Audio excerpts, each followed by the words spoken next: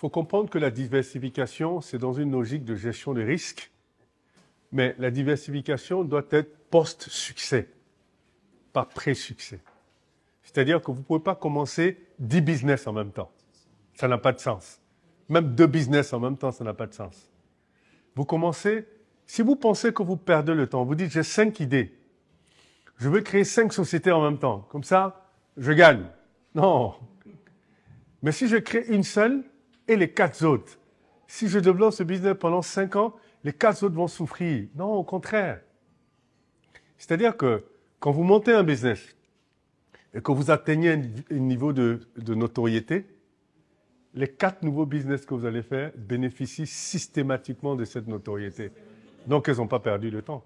Si aujourd'hui, moi je dis, je vais être dans le numérique, le premier réflexe des gens, c'est de dire, il a réussi la notation financière, donc il va réussir le numérique. Donc vous gagnez tout de suite, votre projet numérique prend la même notoriété que la notation financière. Pareil pour l'immobilier, ou même si je dis, je veux faire l'agriculture. On va dire, il sait ce qu'il fait. Quand il touche quelque chose, ça devient de l'or. Donc l'agriculture, là, ça va devenir de l'or.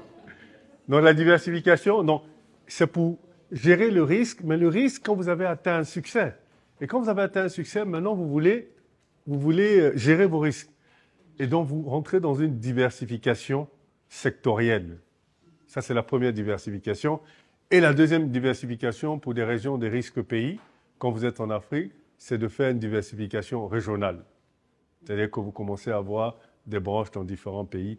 Mais commencer un business et avoir un au Togo et en Côte d'Ivoire, non, vous allez vous casser la gueule, ça c'est clair.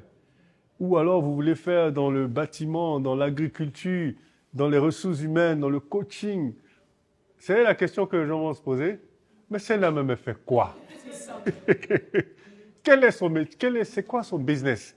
Parce qu'aujourd'hui, on la voit dans la communication, demain dans l'agriculture.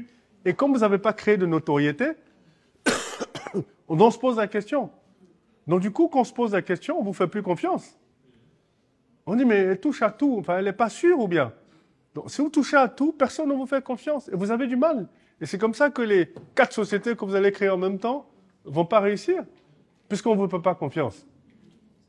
On dit, mais attends, elle ne peut pas être expert en 4 choses quand même. Ou 5.